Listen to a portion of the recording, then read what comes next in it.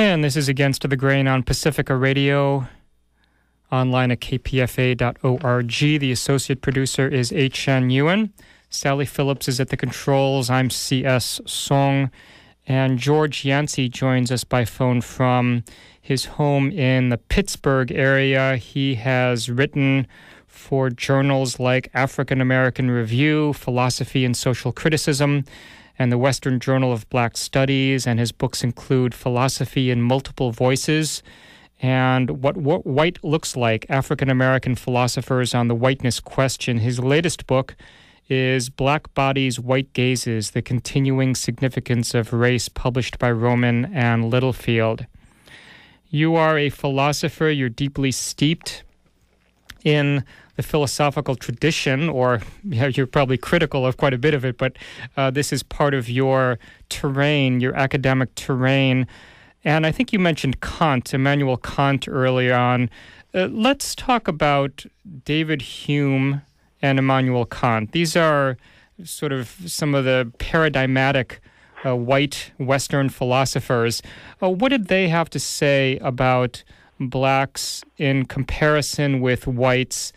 And maybe that'll help give us some historical grounding into some of the ideas you're talking about. Yeah, sure, absolutely.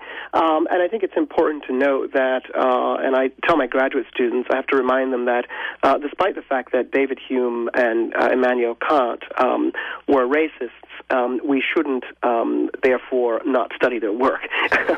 It's important that we do so. But I use them in the text. I draw from their work in order to historically buttress this notion that whiteness is the transcendental norm. And David Hume was quite clear that he was suspicious that Negroes, as he put it, were naturally inferior to whites. And he notes in one of his essays on national characters, he notes that there's a Jamaican guy, someone from Jamaica, and that person is spoke of highly as a Negro who has some learning. But Hume says immediately, undercuts that by saying that, but he's probably a parrot, right? He only parrots stuff. So if I were around Hume and I said something like, to be or not to be, that is the question, whether 'tis noble in the mind to suffer the slings and arrows of outrageous fortune, or to take arms against the sea of trouble and by opposing in them, Hume would say, well, sure, he can reiterate that, but he has no capacity to explain it, right? Mm-hmm. To explore what it means. And Immanuel Kant, actually, in his work, he repeats Hume. He basically says that Hume challenges us to find any civilization other than white that tops it in some way, right? And interestingly enough, though, Kant talks about a black carpenter through a priest by the name of Father Labat, who had spoken to this carpenter, and the carpenter had said something about whites allowing a great deal of latitude, white men allowing a great deal of latitude to their wives, and then complaining later when they upset them. And Father Labat shared this with Kant, and Kant said, well, there's something to this logic, right? And then when Kant found out that he was black, Kant simply said that, since he was black from head to toe, what he said was clearly stupid. So it's interesting that, it's almost as if Kant, were he to talk to me over the phone, he might say that what I'm saying is very intelligent, brilliant, whatever he might say. But then once he gets to meet me and sees that I'm black, he would automatically argue then, he would have to withdraw the claim that what I said must have been stupid because I'm black from head to toe. So authoritative voices, this is how I call them, help to cement whiteness as the transcendental norm. And you have, not only Hume and Kant, you've got Hegel, you've got Count de Buffon, Carl von Linnaeus, Georges Cuvier, Samuel Cartwright. You have all of those European figures and American figures who were very much espousing an ideology of whiteness as superiority. A lot of people might say, well, let's see, the subtitle of this book is The Continuing Significance of Race, and we have Obama, who will be in the White House very soon, and we have all these people saying that we've reached kind of a colorblind state today. And I'm wondering, and you address this in your book, whether you feel that whiteness as terror, as a violent tormentor of black bodies, whether you think that is a thing of the past or it continues. Yeah, I think it continues, but I think that the Obama phenomenon raised a particular challenge.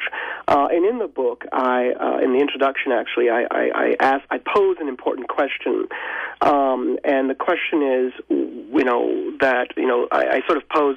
First of all, I pose the point that social scientists will long be engaged in a discussion about Obama and how he got elected by so many whites. And the question will become, what is it about Obama as a black man did whites not see or fail to see or refuse to see to vote for him? I think that there's something obviously about Obama. The way in which I look at it, again, is through this kind of philosophical lens. Ideographically, these two very interesting constructs, ideographically and monothetically.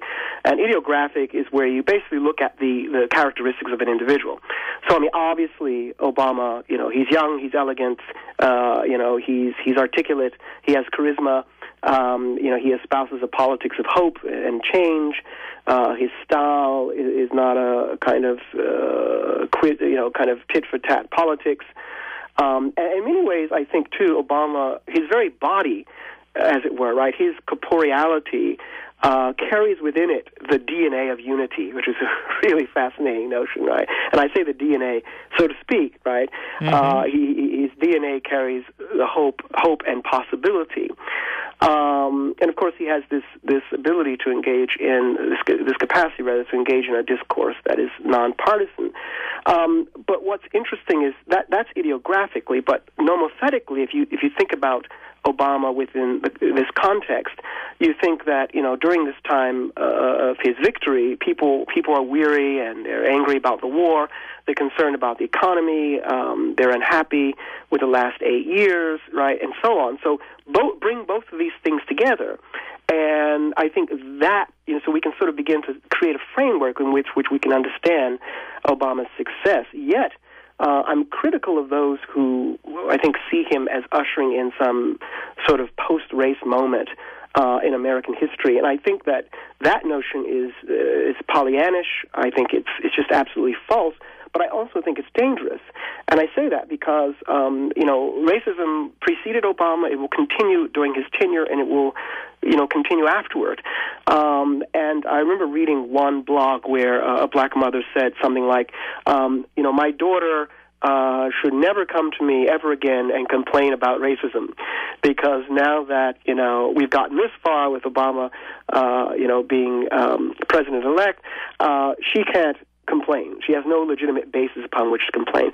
So I see that as terribly dangerous, and I say that because the point of the matter is, look, the fact is that blacks are 3 times more likely to be profiled by police, right? Even as whites, when they are stopped, are 4 times likely to have illegal stuff, to have contraband. It won't change the fact that when African Americans go and attempt to get loans, they're 2 to 3 times more likely to be rejected. So these stats, these realities will stay in place. So I think it's important that we just understand that racism. We're not in this fictional post-race moment because of that, and I think because of his election. I think we also